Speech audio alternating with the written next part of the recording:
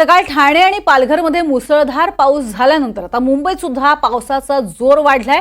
रात्रभर झालेल्या आणि पहाटेपासून सुरू असलेल्या जोरदार पावसामुळे मुंबईतल्या किंग सर्कल, अंधेरी सबवे यासारख्या सखल भागात पाणी साचलंय। प्रचंड मोठ्या प्रमाणात हे पाणी साचलेलं आपल्याला पाहायला मिळतंय। महेश बागल आमचे प्रतिनिधी सध्या आपल्या सोबत आहेत। महेश, नेहमीच सखल भाग असल्यामुळे इथे पाणी साचतं, मात्र हा इतक्या मोठ्या प्रमाणात पाऊस झालाय की अक्षरशः रस्ते बंद करावे लागलेत। काय आत्ताचे अपडेट? नक्कीच मुंबईत सर्वत्र मध्यरात्रीपासून दमदार पावसाची बॅटिंग सुरू झालेली आहे।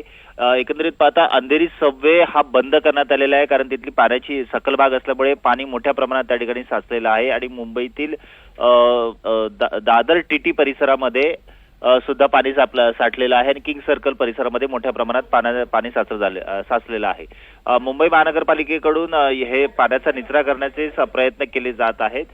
एकंदरीत पाहता आज आठवड्याचा पहिला दिवस आहे। मुंबईकरांना त्यांच्या कामाला बाहेर निघावं लागलेलं आहे, मात्र अशातच पावसाच्या दमदार हजेरीमुळे एकंदरच तारेवरची कसरत मुंबईकरांना करावी लागत आहे। अशा प्रकारे मुंबईच्या बाहेरून मुंबईत येणाऱ्या प्रवाशांना सुद्धा आज मोठा पावसाचा सामना करावा लागतोय। नक्कीच, मात्र आपण बघतोय अंधेरी सबवे परिसर असेल किंवा दादर टेटी परिसर असेल, इथे दरवेळेला पाणी साचतं कारण सखल भाग आहे आणि यावेळेला प्रचंड पाऊस झालेला आहे। पुढचे 2 दिवस सुद्धा हवामान विभागाच्या अंदाजानुसार पाऊस हा दमदार असणार आहे। काय स्वरूपाची प्रशासनानं काळजी घेतलेली पाहायला मिळते महेश? नक्कीच पुढचे 3 दिवस मोठा पाऊस होणार असल्याचा अंदाज हवामान खात्याने वर्तवलेला आहे आणि याला अनुसरूनच मुंबई महानगरपालिकेकडून जी तयारी आहे ती अगोदरच करण्यात आलेली होती।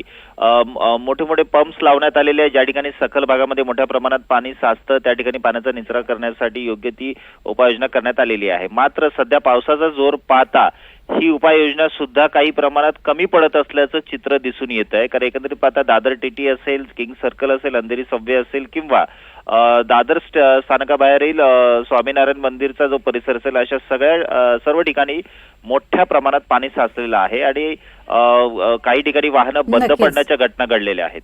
नक्कीच, धन्यवाद महेश या संपूर्ण सविस्तर माहितीसाठी।